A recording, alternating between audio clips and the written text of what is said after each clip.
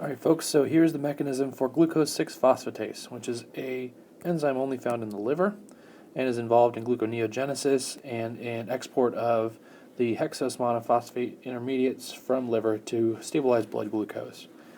So usually we think about a phosphatase as something that uses a water to cleave off of phosphorus, and in this case it's going to cleave it off of glucose-6-phosphate, which is this molecule here. We have alpha-D-glucose-6-phosphate.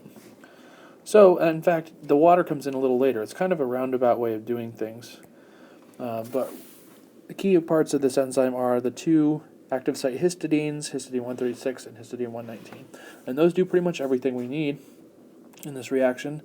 Strangely enough, this nitrogen, with its sp2 lone pair, is going to act as a nucleophile on phosphorus. So, if that weirds you out, don't be surprised. It's kind of a strange thing to see, but it actually happens quite a bit, and we'll see much more of it as we get farther along. So the first thing we're going to do here is we're going to give a pair, and we're going to use that pair to attack our phosphorus here. I mean, honestly, it's going to kind of go like this. It's going to go into nitrogen, then it's going to go here, but you can use that same pair as going to be using for attack. And that's going to, of course, bring up a pair here. Okay. Then, of course, we want to reform the phosphoryl, and so it's going to come back down, and then it's going to break our phosphorus off, and it's going to get protonated by this other histidine. Okay. So what we've just done is cleaved off this phosphorus here, using a nitrogen histidine side chain as a nucleophile, and we have just protonated our glucose, and we can just release that now. Okay. So our glucose has just been freed. It can probably just start floating away now. Nothing really to keep it here, but I'll show you before we leave it.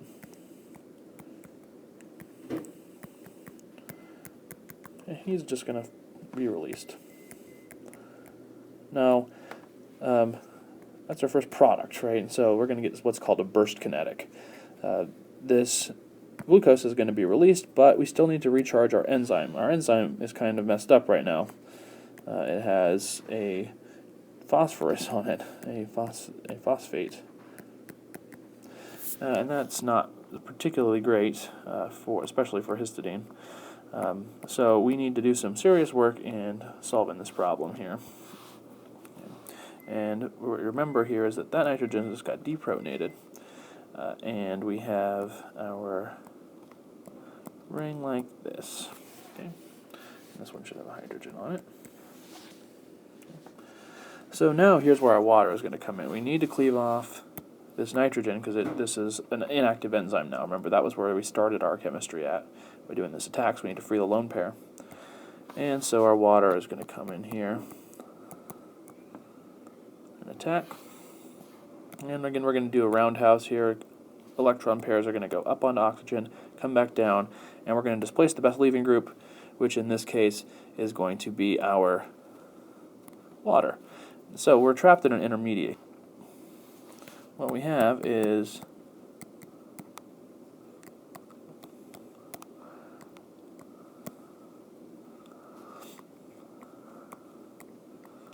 this mess.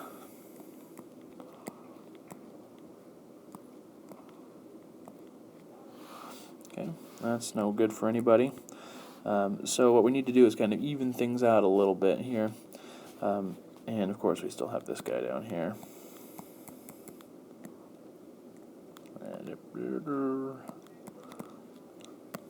Okay.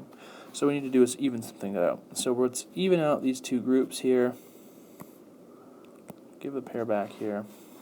And that's going to stabilize us so that we don't want to kick off this water anymore and just go backwards in their mechanism. Now we want to be able to kick off this nitrogen and move forward, because we're still, remember, trying to kick off the second product. This is our, what's called P2, our phosphate. And it's still stuck in that active site, so it's going to go a little slow until we get that out. So at this point what we have is two OHs on that phosphorus, one oxygen, one nitrogen. That thing is loaded.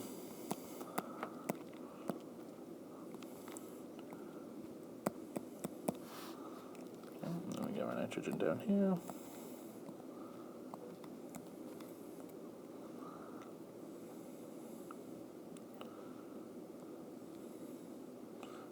1, 2, 3, 4, 5. Okay. Doesn't look that pretty, but it should be okay. What am I doing wrong there? 1, 2, 3, 4, 5.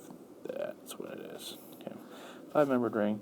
And remember, histidines can rotate all around. So right now we have our lone pair down here. And they're freely rotatable. So now we just need to form our phosphoryl and kick off our imidazole. And on the way out, remember we don't usually like to have this many hydrogens on there. And so we will typically, as we relieve, help to get back to the original state. And so this phosphorus is going to leave as our, and it's going to give off as product 2. But remember, we still need to protonate our starting nitrogen here, so usually this guy's going to grab a proton on the way out. Okay, so then we're recharged. Recharged and ready to go again. So just to show you, remember we like to do skip 2. One of these things has to be double bound.